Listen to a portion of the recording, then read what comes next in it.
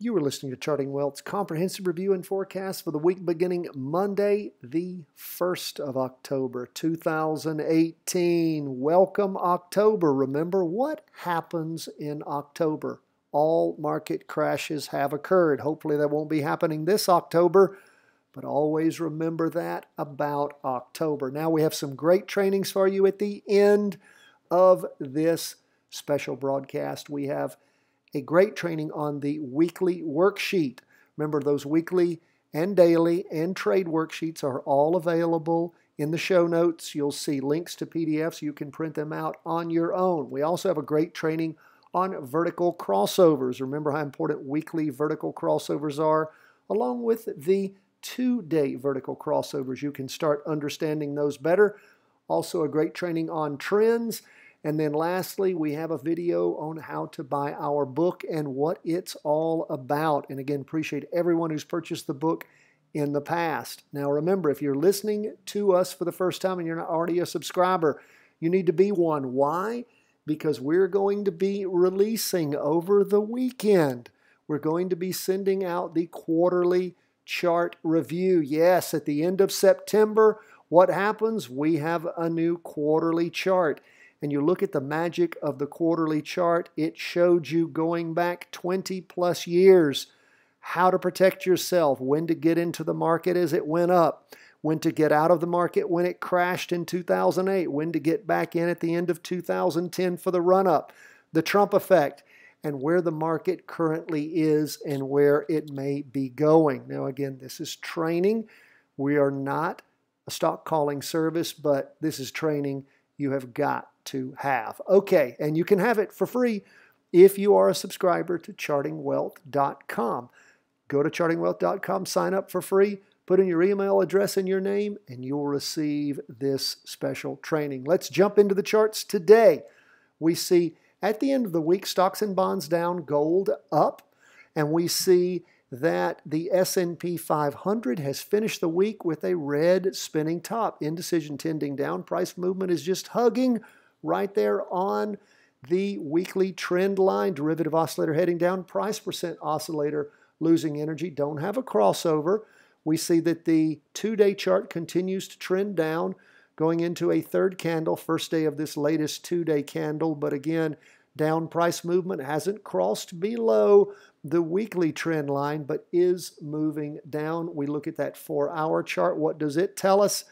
Sideways slide, again, down in the morning, up a little bit in the afternoon. Derivative oscillators losing energy, but that price percent oscillator is heading down, waiting for things to shake out. Is this market going to roll over? It might. We shall wait and see what we shall see. Let's go to our second stock chart. That is another index. It's the Qs, the NASDAQ 100.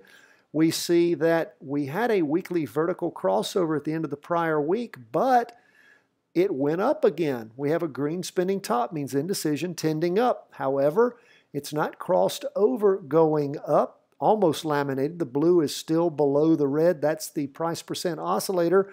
We still have the weekly and the 2-day in confirmed down moves, down for the day 0.02%, just barely.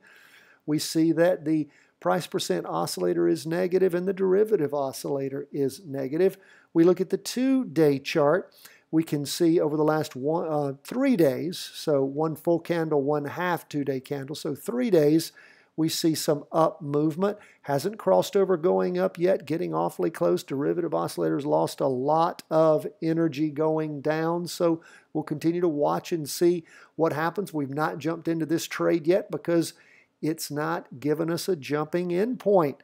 What do we see, however, when we look at the 4-hour chart? Again, we see a sideways slide, a real cooling off of up movement over the last day on Friday. So we'll watch and see how the week starts off. Remember, if we see a drop over and the 4-hour chart crossing over going down, as long as the 2-day and the weekly are still in positive, and well, they're still positive for down moves, they're still negative, then of course we will jump in for sure and ride that pony on an inverse move. Okay, back to the weekly chart.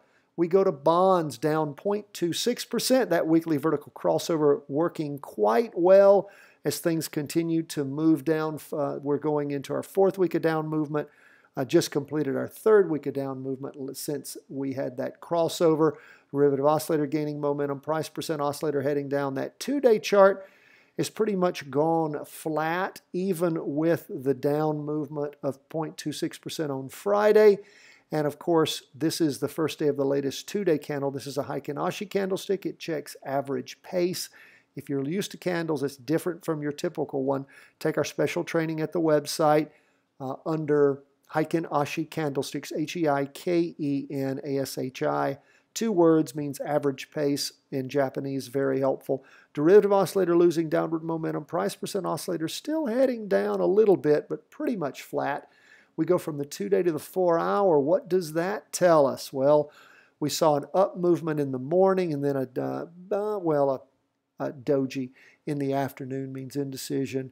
About flat on the derivative oscillator. Price percent oscillator still going up, not at the same strong angle. Remember, we pulled out of this simply because we did not want to keep moving with it as it passed through the 2-day trend line. However, all that being said, we still have a confirmed down move on both our weekly chart and on our 2-day chart. So we'll continue to keep an eye and see what we see. And if that 4-hour chart rotates back over going down, of course, we would jump back in because that movement is continuing.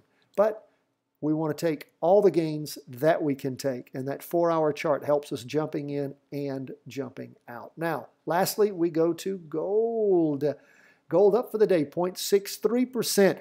We're hoping gold is bottoming out. We see for the week a red spinning top, indecision tending down, price percent oscillator heading up just a little, derivative oscillator continuing to lose downward momentum. Looks like it's about to flip over, and we would like that because we would like to ride gold up. The 2-day chart, again, has pulled through and sustained moves below the 2-day trend line, but the derivative oscillator is still positive. Price percent oscillator is positive. We'll just see where gold is going, if it's going to move up. That 4-hour chart, we do see a day of up movement, so maybe that bottom is coming and we'll see that baby flip over and move up starting on the 4-hour chart. Then perhaps the 2-day continues up, and then perhaps that weekly will cross over. We shall wait and see. Hope springs eternal. And again, remember, we're not stock forecasters. We are trend followers. God bless, my friends. All the best. Buy our book. Help us out here as we try to monetize this channel a little bit. We spend a lot of time and energy giving it all away free to you, my friends. Thank you so much. Hope you have a wonderful weekend and a great trading week. Let us hear from you. CW1 at chartingwealth.com. That's chartingwealth1 at gmail.com. I don't know where I came up with that one. Thanks, my friends. God bless. All the best from the whole team here.